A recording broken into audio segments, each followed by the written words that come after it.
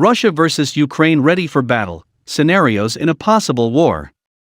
We just heard a bit about US strategy in the event of a potential conflict between Russia and Ukraine, but what do we know now about what Russia has planned?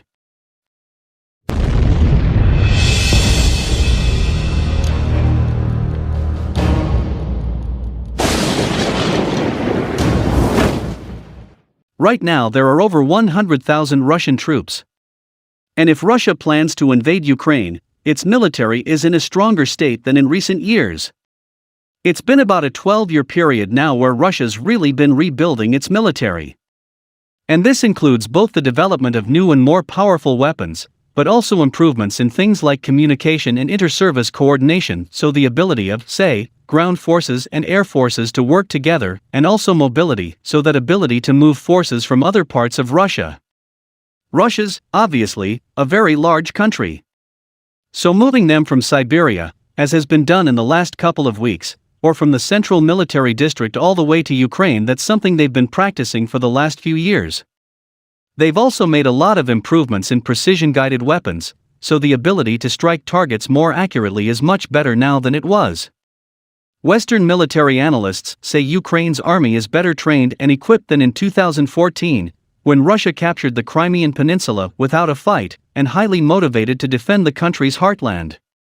For those reasons, they see it as highly unlikely that Putin would contemplate an outright conquest of Ukraine. Ukraine says 92,000 Russian troops have gathered near its borders, and the United States has said a Russian invasion by a force as large as 175,000 could come as early. Russia's army of 280,000 is about twice the size of Ukraine's, and its total armed forces of 900,000 are more than 4 times greater. Its 2,840 battle tanks outnumber Ukraine's by more than 3 to 1, according to the London-based International Institute for Strategic Studies, IISS. While Ukraine trebled its defense budget in real terms from 2010 to 2020, its total defense expenditure last year amounted to only $4.3 billion, or 1/10 of Russia's. In terms of air defense and electronic warfare, there is a huge gap between these two forces. It's difficult to see how Ukraine could not be completely overwhelmed from the air, said IISS research analyst Johan Michel.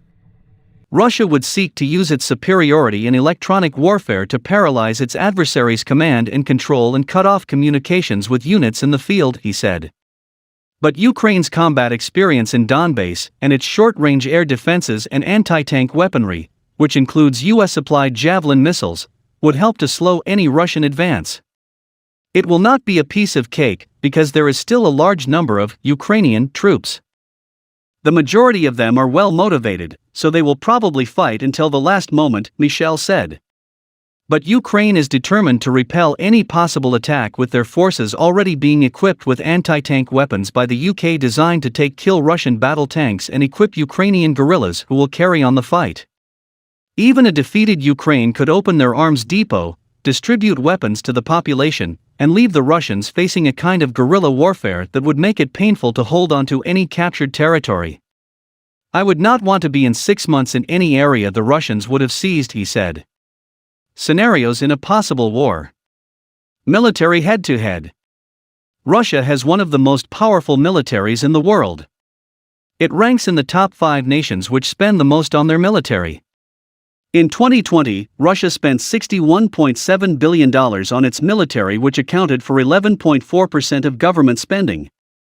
In comparison, Ukraine spent $5.9 billion on its military, or 8.8% of government spending, according to the Stockholm International Peace Research Institute, SIPRI.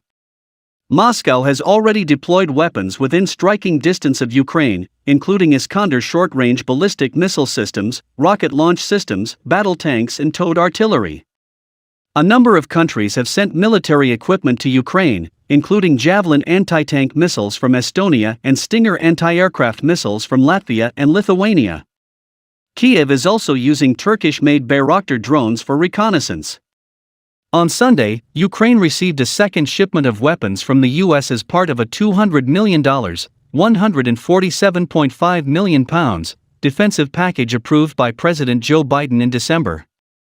Where are Russian troops stationed?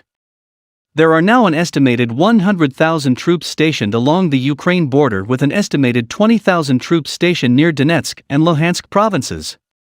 In addition, military drills between Russian and Belarusian troops are expected to begin in the coming weeks as part of Allied resolve exercises. Russia has already sent military forces and 2 battalions of S-400 surface-to-air missiles to Belarus. Deputy Russian Defense Minister Alexander Fomin told the Interfax news agency, "The goal of the exercise is to fine-tune the tasks of suppressing and repelling external aggression during a defensive operation, countering terrorism and protecting the interests of the Union state." Possible invasion paths. Diplomatic talks have reached a stalemate. If diplomacy fails to ease the current impasse, Western powers fear that Russia could invade Ukraine at any time. According to analysis by the Center for Strategic Studies (SIS), Russia may advance via 3 possible routes depending on the Kremlin's aims.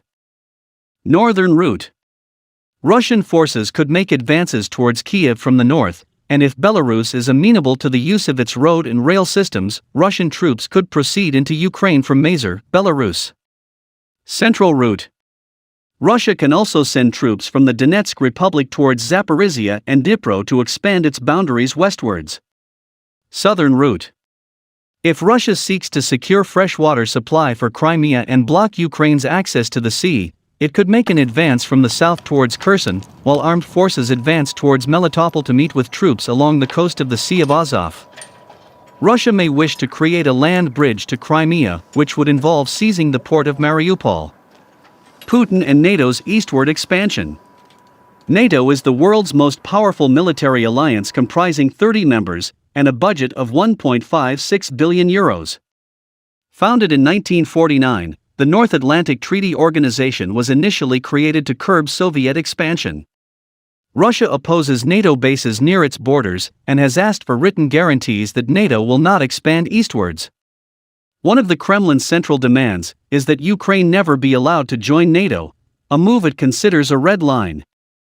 Ukraine has expressed interest in joining NATO, and in September 2020, Zelensky approved a security strategy which laid foundations for a partnership with NATO with the ambition of membership.